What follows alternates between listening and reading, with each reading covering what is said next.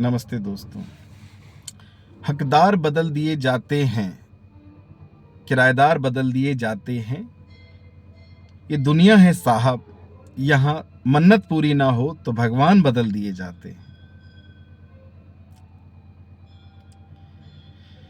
तो दोस्तों, कि कोई भी हमारी इच्छा अगर पूर्ति नहीं होती है तो हम चीज़ों को क्यों बदलते चले जाते हैं? आखिर ऐसी क्या वजह है कि हमको निरंतर बदलने की एक प्रवृत्ति प्रकट हो रही है हमारे अंदर? आज हमारी इस अवस्था के लिए कौन जिम्मेदार है? समाज या हम खुद? आप पक्का पक्का नहीं कह सकते हैं कि समाज जिम्मेदार है या आप खुद जिम्मेदार हैं, क्योंकि इन बातों को जानने के लिए आपको खोज करनी पड़ेगी, रिसर्च। क्योंकि इतनी भागदौड़ वाली जिंदगी में आप रिसर्च और तो कर नहीं सकते, तो कहीं ना कहीं आप ऐसे गुरुओं के पास में, ऐसे महात्माओं के पास में जाते हैं जहां पर उनकी रिसर्च आपके पता नहीं कितना काम आती है, कितना काम नहीं आती है, पर आप का तुक्का लग जाता है कि मान के चलो कि किसी गुरु ने कोई बात कही और आपके जीवन में वो सही घटित हो गई, तो आप उसको पूजने लगते हैं। तो उसको तो पूजने लगे, पर आपको उस बात का कभी अनुभव नहीं हो पाया कि आखिर इस बात की सच्चाई क्या है, कि हमारे अंदर इतनी नेगेटिविटी आती कहां से है। आखिर क्या कारण है जिस कारण से हमारे अंदर इतनी नेगेटिविटी आती है? जो आनंद का केंद्र होना चाहिए वो नकारात्मकता का भाव कैसे भर देता है हमारे अंदर? आखिर क्या कारण है? क्योंकि यहाँ पर कार्य कारण सिद्धांत जो काम करता है वो कहीं ना कहीं, आपको थोड़ा सा पता नहीं कार्य कारण सिद्धांत के बारे में मालूम है या नहीं, पर जीवन में, आपके जीवन में जो भी घटनाएं होती हैं वो कार्य कारण सिद्धांत के कारण ही घटित होती है। आपको उसके बारे में मालूम हो या ना मालूम हो, पर आप अपने जीवन में छोटे छोटे प्रयास करके उन चीज़ों के बारे में जान सकते हैं। तो संदेह करने से आप बचिए और ज़्यादा से ज़्यादा अपने जो भी आपने आसपास घटनाएं घटती हैं उनको ऑब्जर्व कीजिए कि आखिर ऐसी अवस्था में आने का क्या कारण है। आज देखता हूं मैं कि मनुष्य का जो पतन है वो जानवरों से भी गया बीता हो गया। मतलब जानवर जो, उनके पास में ना तो पढ़ने वढ़ने की शक्ति है, ना कुछ समझ सकते हैं ज़्यादा, वो उनको बेसिक जो चीज़ें हैं वही उनका जो जीवन है वही चलता है। क्योंकि मनुष्य इतना इंटेलिजेंट है और अभी तक की सबसे अच्छी उच्चतम अवस्था प्राप्त की है, वो मनुष्यता ही नहीं की है। तो मनुष्य के पास में विवेक है, जानवरों के पास में विवेक नहीं है। वो अपना अच्छा बुरा समझ सकते हैं, देख सकते हैं और महसूस कर सकते हैं। महसूस जानवर भी करते हैं, पर वो सिर्फ बेसिक चीज़ें। आप उनसे ज़्यादा महसूस करते हैं। आपकी इंटेलिजेंस की क्या बात है? आप आज जहाँ पर हैं वहाँ पर आज से पहले का मनुष्य कभी नहीं था। तो जो पहले का मनुष्य आज तक विकसित नहीं हो पाया था, आज आप इतने विकसित हो चुके हैं, आपको सारी चीज़ें फ्री में मिली हुई हैं। ये इसका एक बेसिक कारण है। जब भी हमको कोई चीज़ फ्री में मिल जाती है तो हमको उसके अनुसंधान करने की कोई आवश्यकता ही नहीं रहती है।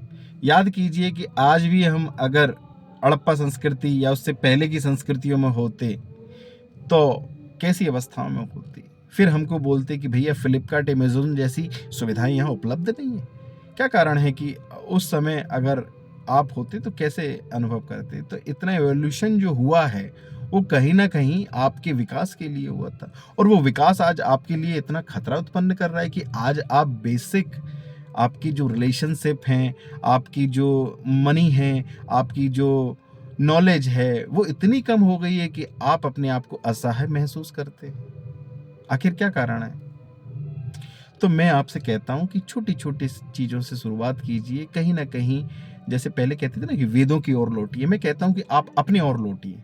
आप अपने बचपन में लौटिए, कुछ देखिए कि कहाँ से भूल हुई आपके जीवन में, क्योंकि आप उस भूल को अगर पकड़ लेंगे तो आपके जीवन में एक नया चमत्कार घटित हो जाएगा और आप यकीन मानिए दोस्तों कि आपके जीवन एक नया हो जाएगा, एक आनंदित हो जाएगा। जो जैसे कहते हैं कि इस अवस्था तक आते-आते मतलब लोगों को मैं देखता हूँ 40-50 साल के हो गए, इतना परेशान, हैरान से रहते हैं कि अब क्या ही करना है। उनको एक तो सब कुछ आता है। यहाँ सबसे जो खतरनाक बात मुझे मालूम पड़ती है कि यहाँ पर कोई मनुष्य मुझे ऐसा नहीं मिला है जिसको कुछ आता ना हो। यहाँ सबको सब कुछ आता है।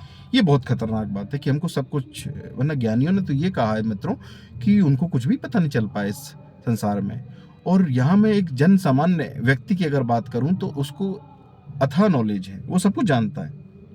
बस यही मुश्किल हो गई।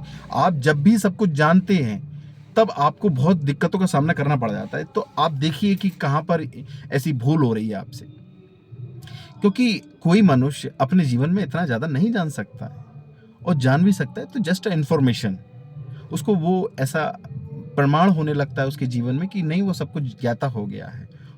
उससे बड़ा ज्ञाता इस दुनिया में पैदा ही नहीं हुआ है, वो सर्वज्ञानी है। तो कई बार क्या होता है कि हम सर्वज्ञानियों के चक्कर में, मतलब चूंकि हम सर्वज्ञानी मानते हैं अपने आप को, तो हम ऐसों के पास पहुंच जाते हैं जिनके पास में मूर्ख बनाने का पूरा पूरा चांस होता है। वो आपको मूर्ख बना ले जाते हैं अपनी बातों से, अपनी चातुर्यता से। और अपनी चतुरता से जब वो आपको मूर्ख बना ले जाते हैं तो वो अपने गोल में पास हो जाते हैं और आप फेल हो गए। हमेशा आप उनके गोल के लिए कार्य कर रहे होते, अपने गोल के लिए तो आपने कभी सोचा ही नहीं कि आपके जीवन का उद्देश्य क्या है। आपके जीवन का उद्देश्य क्या है? आपके जीवन का उद्देश्य क्या है आपने कभी सोचा ही नहीं। क्योंकि आप अगर सोचने लगेंगे तो आपके अंदर में थोड़ी सी जागृति आएगी, और जागृति तो आप चाहते ही नहीं है। क्यों जगना चाहते हैं? यहाँ कौन है जो जगना चाहता है? यहाँ तो हम बेहोशी में रहना चाहते हैं कि हम जैसा है वैसा ही चलता रहे। क्यों हम अपने जीवन को टटोर के देखें आज कि आज हमारे जो पतन का कारण है वो क्या है? क्यों हम बेसिक चीजों को भी आज नहीं कर पा रहे हैं? यहाँ क्यों प्रफुल्लता नहीं है, आनंद में नहीं है? बहुत ही लोग कष्ट में जी रहे हैं। पता नहीं नाना प्रकार के उनके कष्ट हैं, और मुझे हंसी आती है ऐसे कष्टों को सुन के उनके। मैं कई बार लोगों की जब बातें सुनता हूँ तो मुझे ऐसा महसूस होता है कि यार ये मतलब ये जो बात कह रहा है सामने वाला, इस बात में तो कोई टेंशन है ही नहीं, पर वो जबरदस्ती का टेंशन उसको पाले बैठा हुआ है। हम उन बातों के लिए परेशान हैं अपने जीवन में जो बातें हैं ही नहीं, उनका कोई अस्तित्व ही नहीं है, उन बातों के लिए परेशान है। ईश्वर ने आपको यहाँ पर भेजा है तो दुखी होने के लिए तो नहीं भेजा था कि आप परेशान रहिए, हैरान रहिए, बेचैन रहिए। आपको यह आनंद के लिए भेजा था, आपको प्रसन्न रहने के लिए भेजा था कि आप अपना भी उद्धार कीजिए और मनुष्य जाति की प्रत्येक मनुष्य का उद्धार कीजिए। बहुत बहुत धन्यवाद। आगे की चर्चा हम आपसे आगे करेंगे। बहुत बहुत धन्यवाद।